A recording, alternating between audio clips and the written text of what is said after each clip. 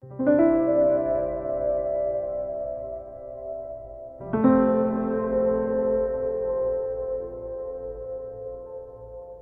n'est pas les événements qui nous troublent, mais l'idée que nous nous en faisons, disait Épictète. Salut à toi, ami stoïcien en devenir, ou peut-être simple curieux en quête de sens. Aujourd'hui, je veux te parler non pas d'une philosophie lointaine et poussiéreuse, mais d'un chemin que j'ai moi-même emprunté. Un chemin parfois rude, souvent silencieux, mais profondément transformateur. Celui du stoïcisme. Je ne suis pas un maître à penser, ni un moine zen exilé dans une grotte. Je suis comme toi. J'ai mes doutes, mes colères, mes échecs et mes élans de joie.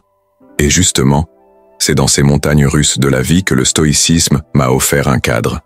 Mieux encore, il a changé ma manière de vivre, de ressentir, de réagir. Tu sais, dans notre monde d'aujourd'hui où tout va trop vite, où les notifications remplacent la réflexion, où l'on est constamment poussé à réussir sans jamais vraiment s'arrêter pour comprendre ce que ça veut dire, j'ai senti le besoin de ralentir, de revenir à l'essentiel, de me reconnecter avec moi-même. Et c'est là que j'ai rencontré Marc Aurèle, Épictète, Sénèque. Pas dans une salle de cours, mais dans des instants de doute. Des moments où je me demandais « Pourquoi est-ce que je me sens aussi agité alors que j'ai tout pour être bien ?» Alors aujourd'hui, je vais te partager les 5 leçons stoïciennes qui ont littéralement transformé ma vie. Pas des citations à poster sur Instagram, mais des principes que j'ai vécus, parfois dans la douleur, parfois avec émerveillement. Cette vidéo ne va pas seulement t'apprendre des choses, elle va te parler de toi. De ta force intérieure, de ton calme enfoui sous les tempêtes, de ta capacité à choisir ta paix dans un monde chaotique. Reste bien jusqu'à la fin, car chaque leçon a sa perle cachée, et je te garantis qu'au moins l'une d'elles va résonner profondément en toi. Et toi, qu'est-ce que tu fais quand la vie te pousse à bout? Est-ce que tu réagis? Ou tu choisis de répondre avec sagesse? Mes chers amis, avant de commencer, je vous invite chaleureusement à écrire en commentaire. Je choisis aujourd'hui de cultiver ma paix intérieure.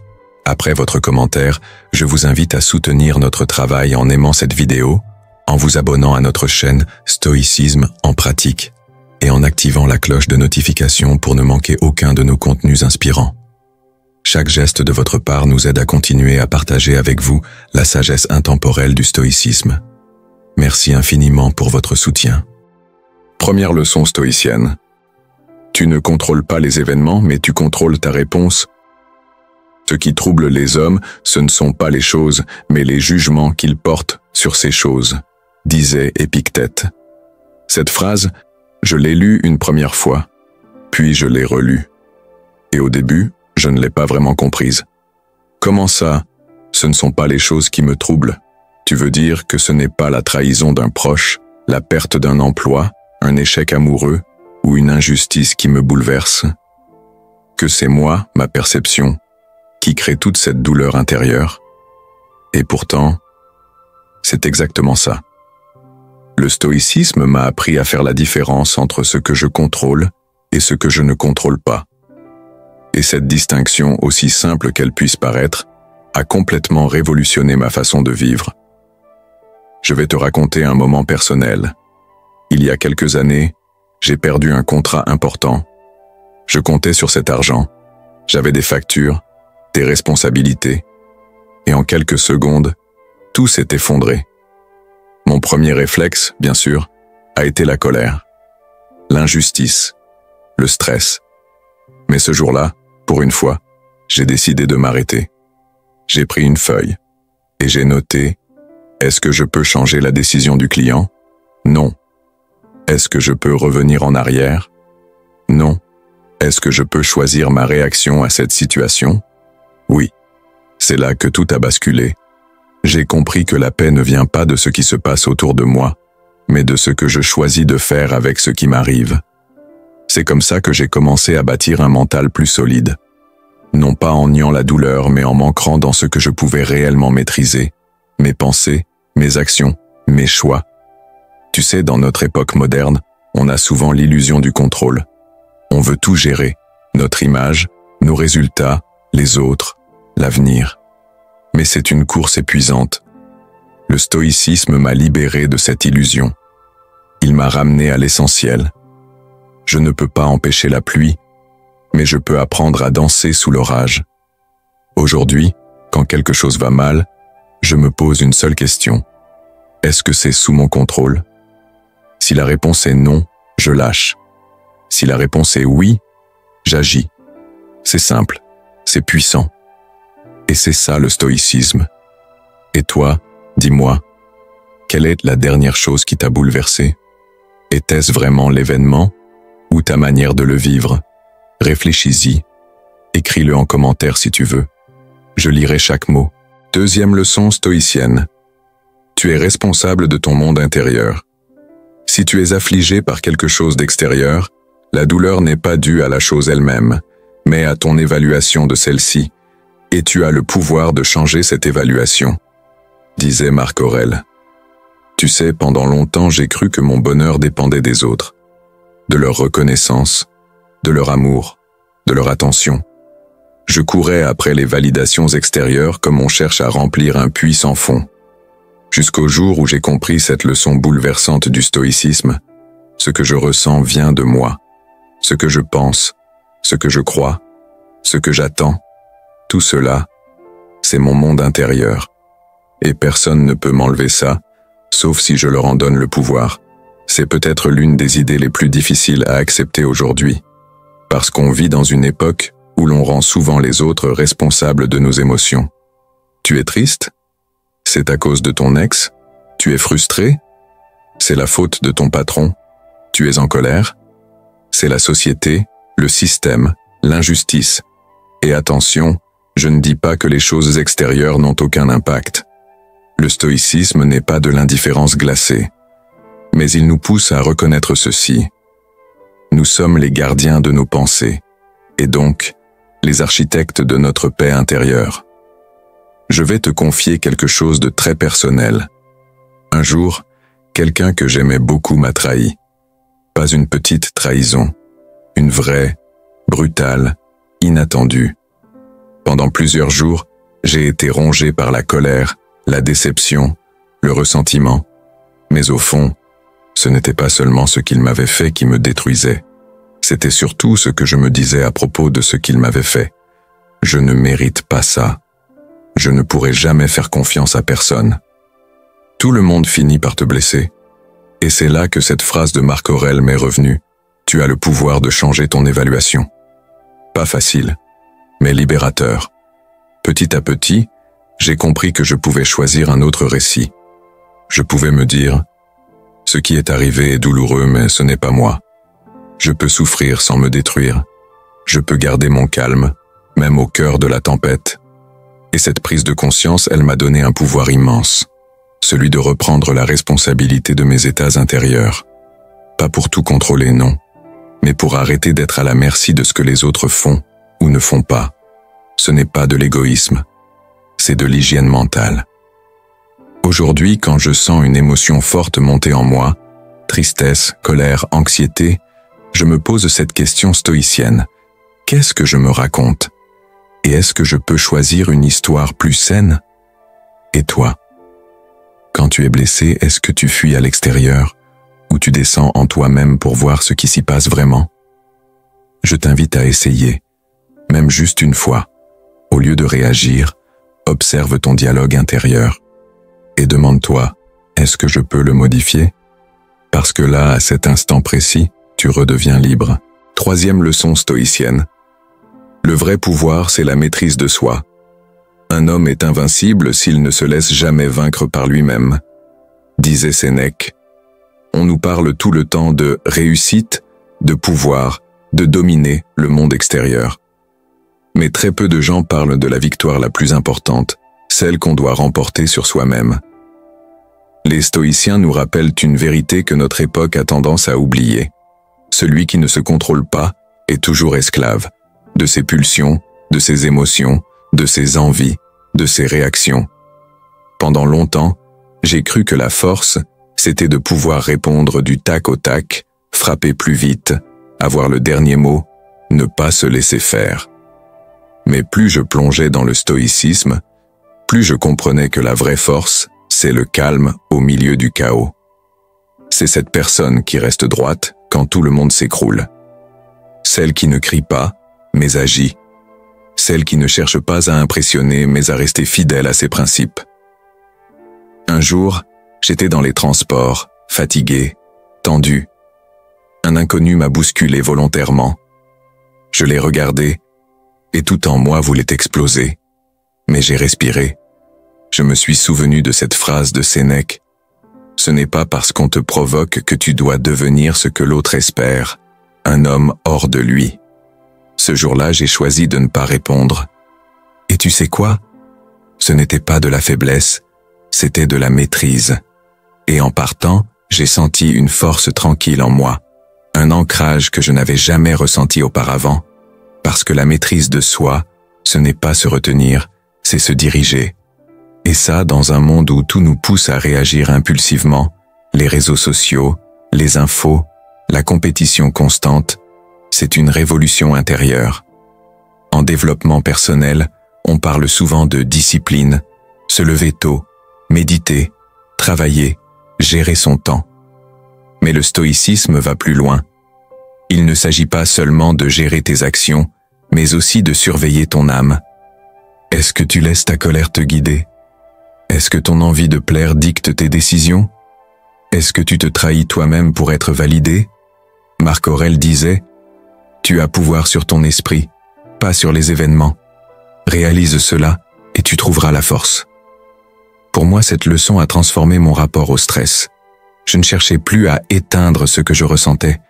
Je voulais juste apprendre à ne pas me laisser gouverner par mes émotions. Et petit à petit, j'ai vu une paix apparaître, une stabilité, une force silencieuse. Aujourd'hui, je crois que chaque fois que tu choisis la maîtrise au lieu de la réaction, tu gagnes 1 centimètre sur toi-même. Et ces centimètres finissent par devenir des kilomètres. Alors pose-toi cette question. Qui est-ce qui dirige ta vie en ce moment? Ton toi profond ou ton toi impulsif? 4e leçon stoïcienne. Tout ce qui a un début a une fin. Alors, apprécie pendant que c'est là. Tu pourrais ne plus exister demain. Tu n'as aucune garantie, alors que t'empêches de vivre pleinement aujourd'hui, disait Marc Aurèle. Cette leçon a été un électrochoc pour moi, parce qu'on sait tous, quelque part, que la vie est courte. Mais on l'oublie. Tous les jours, on vit comme si on avait une infinité de matins devant nous, comme si les gens qu'on aime allaient être là pour toujours, comme si le temps allait nous attendre. Mais le stoïcisme ne nous laisse pas nous endormir. Il nous réveille brutalement. Tu vas mourir. Et les autres aussi.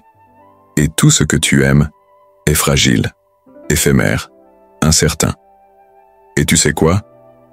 Ce n'est pas morbide. C'est un rappel d'amour. Les stoïciens appelaient cela « memento mori ». Souviens-toi que tu vas mourir. Non pas pour sombrer dans l'angoisse, mais pour vivre avec plus d'intensité, de clarté et de gratitude. J'ai perdu un proche il y a quelques années. Subitement, sans avertissement. Un appel, et tout a changé. Ce jour-là, j'ai compris que je passais trop de temps à me plaindre, à remettre à plus tard, à m'énerver pour des bêtises. Et j'ai réalisé à quel point le présent est un miracle qu'on traite comme une habitude. Depuis, j'essaie, je dis bien j'essaie, car je suis humain comme toi, d'intégrer cette vérité dans ma vie quotidienne. Quand je parle à quelqu'un que j'aime, je me demande « Et si c'était la dernière fois? Est-ce que je veux que ça se termine comme ça ?» Quand je procrastine sur un projet qui me tient à cœur, je me rappelle « Et si demain je n'avais plus le temps? Est-ce que je veux que mon dernier jour ressemble à ça ?» Le stoïcisme nous pousse à vivre chaque jour comme un tout, pas comme une répétition sans fin. Marc Aurèle écrivait dans ses pensées pour moi-même « Agis comme si tu allais mourir ce soir, et tu vivras plus librement. » Aujourd'hui, quand le soleil se lève, je le regarde vraiment. Quand je ris avec des amis, je ressens ce moment comme un cadeau, parce que je sais que tout est prêt à s'éteindre à chaque instant. Et justement, c'est cette finitude qui donne de la valeur à chaque seconde. Tu veux un exemple concret? Regarde une rose. Si elle durait éternellement, tu ne la regarderais même plus. c'est justement parce qu'elle fane que tu la trouves belle. Eh bien, ta vie, c'est pareil. Et toi, qu'est-ce que tu remets à demain, alors que demain n'est même pas garanti? Qui aurais-tu envie de serrer dans tes bras ce soir? Quelles paroles attends-tu pour dire « je t'aime », « pardon » ou « merci ». Ne laisse pas le confort de l'habitude t'aveugler, parce que chaque jour est une miniature de ta vie entière. 5e et dernière leçon stoïcienne. Le bien est en toi, pas dans ce que tu possèdes. Cherche le bien en toi-même, non dans les choses extérieures, disait Épictète. Celle-ci, c'est sans doute la leçon qui m'a le plus désarmé, puis libéré. Pendant des années, j'ai cherché ma valeur dans ce que je faisais, dans ce que j'avais, dans le regard des autres. Une bonne journée, c'était quand j'avais eu des likes, des compliments, un bon chiffre d'affaires. Une mauvaise journée, c'était quand tout ça manquait. Et un jour, en lisant Épictète, cette vérité m'a frappé de plein fouet. Tant que tu cherches ta paix et ta valeur dans l'extérieur, tu seras toujours instable, fragile, dépendant.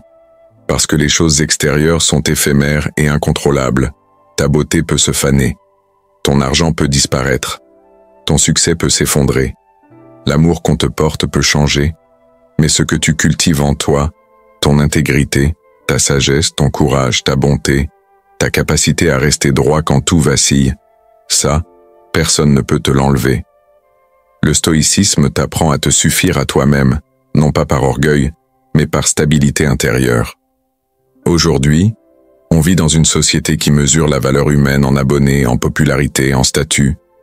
Mais le stoïcien, lui, ne se demande pas combien il a.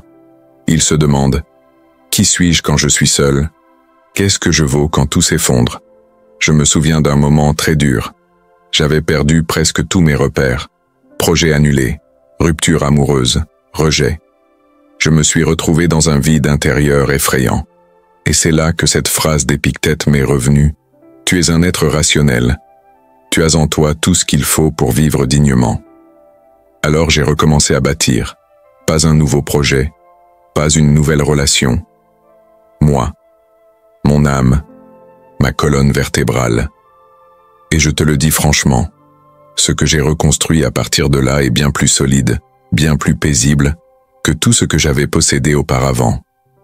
Le stoïcisme te dit, arrête de courir après ce que tu n'as pas et commence à cultiver ce que tu es. Et là, tu découvriras un trésor inébranlable, ton propre esprit. Alors demande-toi, là maintenant, est-ce que tu es en paix avec toi-même, même si tu perds tout? Est-ce que tu pourrais continuer à marcher, même nu face au monde, juste avec ta dignité, ton calme, ta force intérieure? Parce que le véritable bonheur, ce n'est pas d'avoir plus, c'est de dépendre de moins et d'être plus. Tu vois? Ces 5 leçons, ce ne sont pas juste des idées à noter dans un carnet ou à partager sur les réseaux sociaux. Ce sont des outils de vie, des clés. Et comme toutes les clés, elles ne servent à rien si tu ne les utilises pas pour ouvrir quelque chose en toi. Aujourd'hui, j'ai envie que tu ne quittes pas cette vidéo en te disant simplement « c'était intéressant ». Non, j'aimerais que tu te poses cette question honnêtement. Par laquelle de ces 5 leçons ai-je le plus besoin de commencer? Et surtout, qu'est-ce que je peux faire dès aujourd'hui pour l'incarner? Parce que la philosophie stoïcienne, ce n'est pas un savoir abstrait. C'est une manière radicale et belle de vivre. Une voie pour devenir plus calme dans le chaos, plus droit dans l'épreuve, plus libre dans un monde qui t'étouffe de sollicitations. Et si tu regardes cette vidéo, ce n'est pas un hasard. Tu es là, en quête de sens, de force, de vérité. Alors je te le dis en toute amitié, tu as déjà commencé le chemin. Laquelle de ces leçons t'a le plus touché? Et pourquoi? Je lirai chacun de vos partages, comme toujours, et je prendrai le temps d'y répondre, parce qu'ici, on ne fait pas que parler de philosophie, on la vit ensemble. Si cette vidéo t'a parlé, si elle t'a aidé, ou même simplement fait réfléchir un peu plus profondément, je t'invite à t'abonner à la chaîne, à activer la cloche pour ne rien manquer, et à partager cette vidéo à quelqu'un que tu aimes. Quelqu'un qui pourrait, lui aussi, en avoir besoin. Et n'oublie pas, ce n'est pas ce qui t'arrive qui te définit, mais ce que tu choisis d'en faire. Épictète. Alors choisis bien. Choisis la paix. Choisis la force intérieure. Choisis, chaque jour, de devenir un peu plus stoïcien. À très bientôt sur Stoïcisme en pratique.